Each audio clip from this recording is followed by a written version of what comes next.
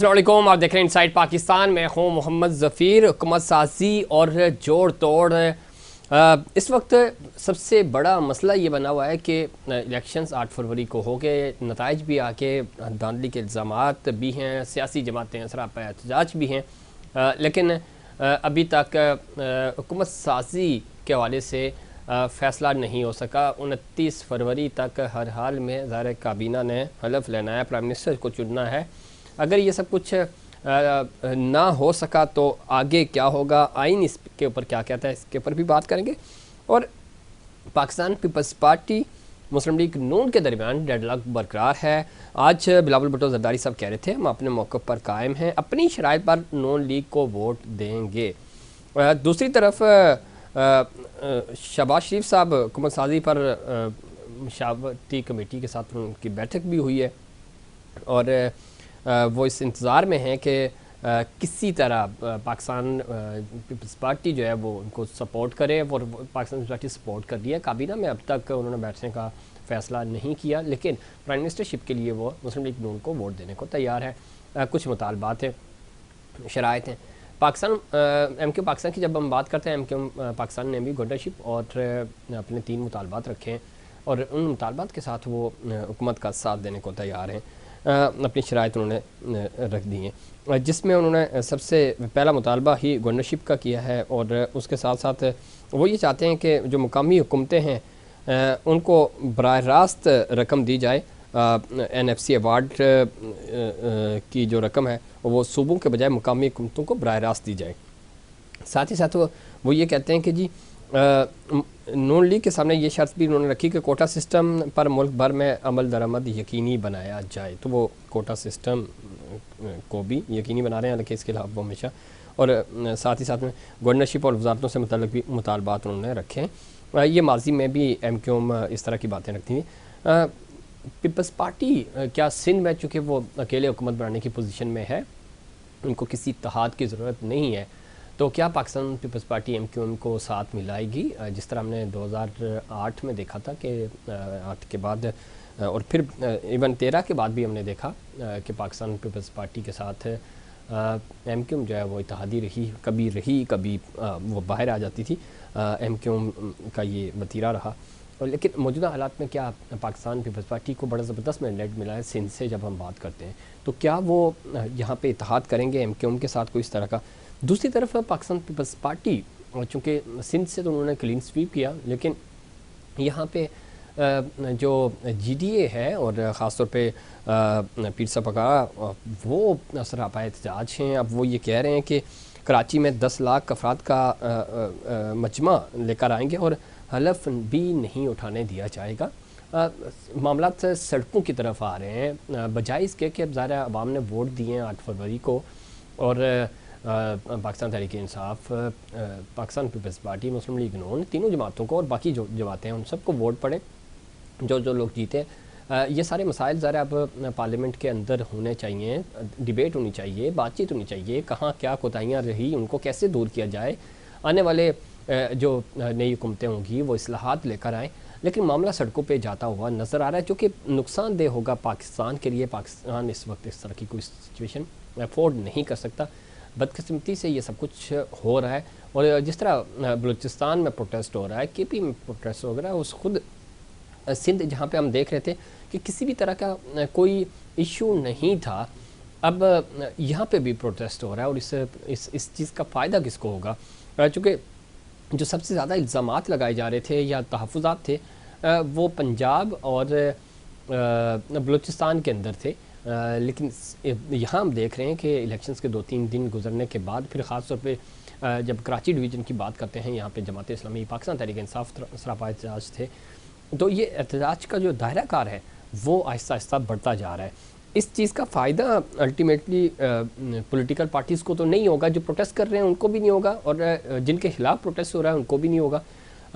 इस चीज़ का नुकसान ही होगा और मुल्क पाकिस्तान को इस नुकसान होगा। पार्लियामानी रास्ता क्यों नहीं इख्तियार किया जा रहा? खुद आपने देखा होगा मौलाना फजल रहमान, जो कि पिछली हुकूमत में भी उन्होंने प्रोटेस्ट किया था, सड़कों पे निकले थे, इस दफ़ा भी वो प्रोटेस्ट कर रहे हैं, एहतजाज कर रहे हैं, नाला नज़र आ रहे हैं। तो और उन्होंने कहा भी है कि हम सड़कों पे निकलेंगे, दमादम मस्त कलंदर करेंगे। तो ये सारी सूरत हाल क्यों बन रही है? और जब हम इस तरह की ये मामला देखते हैं तो ज़ाहिर है इससे जमहूरियत तो मजबूत नहीं होगी। अवाम ने आपको वोट दिए तो आप अपनी अपनी असम्बलीज़ में जाएं, सूबाई और वफाकी हुकूमत में, और वहाँ पे अवाम का जो मैंडेट है उसको रखें, वहाँ पे रिफॉर्म्स लेके आएँ, काम करें ज़ाहिर है, और इसी चीज़ से मामलात आगे भी बढ़ेंगे। बज़ाहिर बड़ा आसान होता है प्रोटेस्ट करना, ये सारी चीज़ें माजी में भी ये प्रोटेस्ट होते रहे। 2014 के जो धरने थे, आज शाहिद हुसैन सैयद साहब भी इस पर बात कर रहे थे कि वो बात वहाँ से 10 साल पहले शुरू हुई और पिछले 10 सालों में हमने देखा कि मामला सड़कों की तरफ गए, जो कि किसी हद तक ज़ाहिर एहतजाज सबका, पुरअमन एहतजाज सबका हक़ है, लेकिन गैर ज़रूरी एहतजाज भी रियासत पाकिस्तान को और मुल्क पाकिस्तान को नुकसान पहुँचाता है। ये सारी चीज़ें हैं।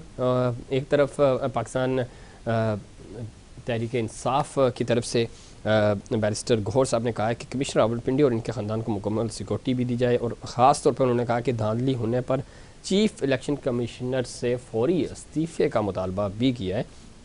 अब ज़ाहिर सुन्नी इत्तेहाद कौंसिल के साथ इत्तेहाद करके इन्होंने अपने अरकान को उसमें शामिल किया है।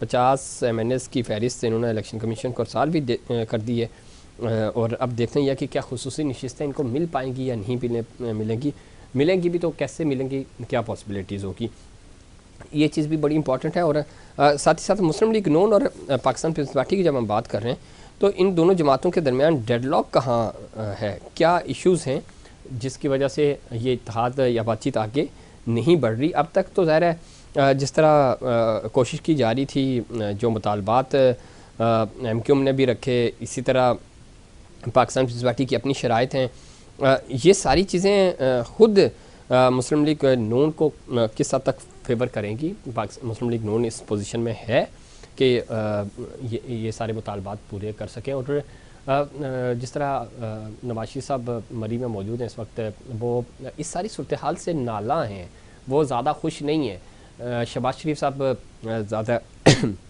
एफर्ट्स डालते हुए हमें नज़र आ रहे हैं, लेकिन और ख़ुद मुस्लिम लीग नून के अंदर भी बड़ी इसके ऊपर डिवाइड ओपिनियन है। वो चाहते हैं कि पंजाब संभाल लिया जाए, वफाक में हुकूमत नहीं बनानी चाहिए, पंजाब को ही फोकस करना चाहिए। हमें उस तरह का मैंडेट नहीं मिला कि हम वफाकी हुकूमत बनाएं, लेकिन शहबाज शरीफ साहब कोशिश कर रहे हैं कि किसी तरह चीज़ें मैनेज हों प्राइम मिनिस्टरशिप के लिए। अब इस डिवाइड ओपिनियन के साथ ज़ाहिर तगदो की जा रही है। नवाज शरीफ साहब का ये ओपिनियन है कि किसी भी जमात के गैर ज़रूरी मुतालबात नहीं मानने चाहिए हमें, और हम इस तरह नहीं कर सकते कोई इस तरह की डील, चूँकि सारा मलबा हमारे ऊपर आता है, माजी का जो 16 महीनों का तजर्बा है उसको मद्देनज़र रखते हुए। तो ये सारी चीज़ें हैं। फ़ैसला क्या होगा, हुकूमत साजी ज़ाहिर करनी है।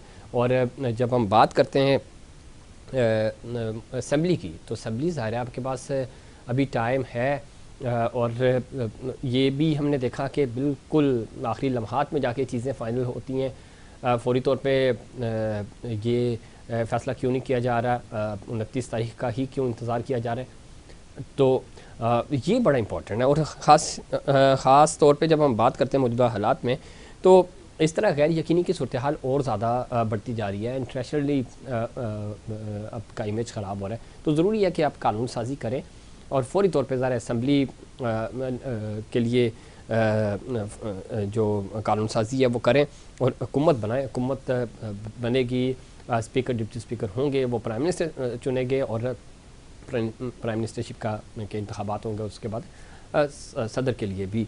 तो ये सारी चीज़ें हैं जो आनी ओहदे हैं वो भी अपने पूरे करने हैं, तो इस अमल को भी तेज़ी से आगे बढ़ाना है। 29 फरवरी का इंतज़ार मेरा ये ख्याल है नहीं करना चाहिए, और फौरी तौर पे सियासी जमातों को मिल बैठ कर वे फॉरवर्ड निकालना चाहिए। इस पर मज़ीद बात करेंगे और पॉलिटिकल जो हमारी पार्टीज़ हैं उनका पॉइंट ऑफ व्यू भी आपके सामने रखेंगे, लेकिन उससे पहले कमर्शियल ब्रेक।